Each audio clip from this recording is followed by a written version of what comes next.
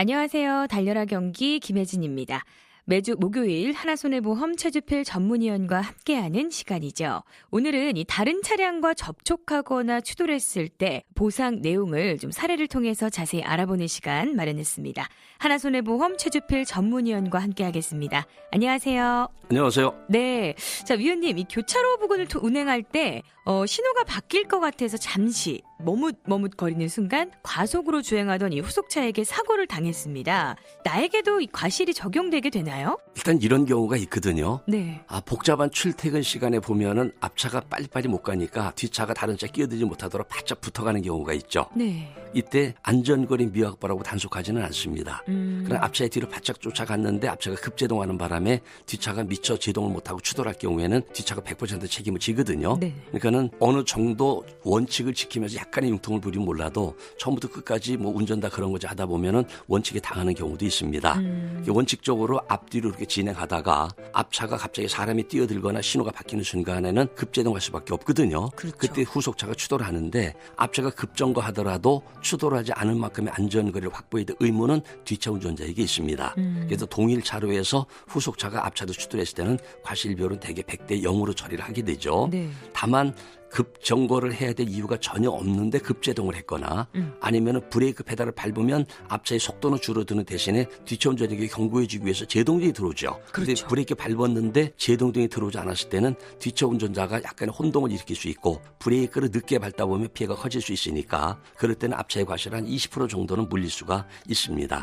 그렇지 않다면은 100% 보상을 해줘야 되겠죠. 네. 이 2차로를 운행하는 중에 앞차가 방향지시등을 켜고 3차로로 이렇게 차로 변경을 하기에 바짝 따라갔습니다. 그런데 다시 2차로로 급하게 돌아오는 과정에서 앞차를 추돌한 거예요.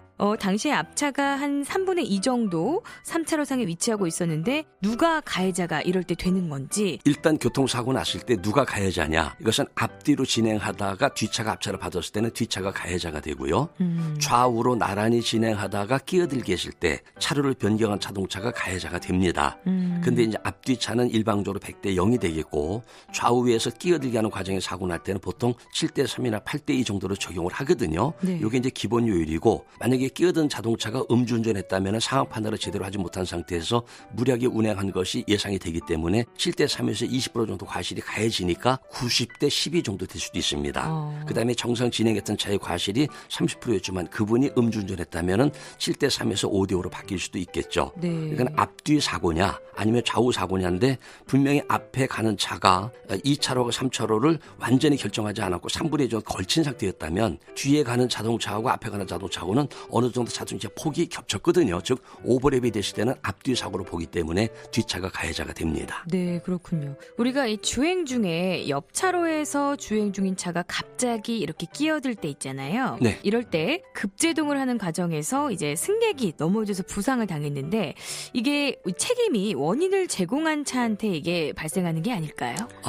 직접 부딪히지는 않았지만 사고가 발생하는데 어떤 원인을 제공했다면 그 원인 제공한 차가 가해자가 되고요. 네. 부딪히지 않았다 하더라도 비접촉 원인 제공에 해당이 돼서 피해 보상에 대한 민사상 책임지고 운전면허죄 벌점도 받게 되는데 이게 얼마 전에 났던 사고죠. 수원에서 그 관광버스가 이제 승객을 태우고 쭉 경부속도로 내려갔는데 네.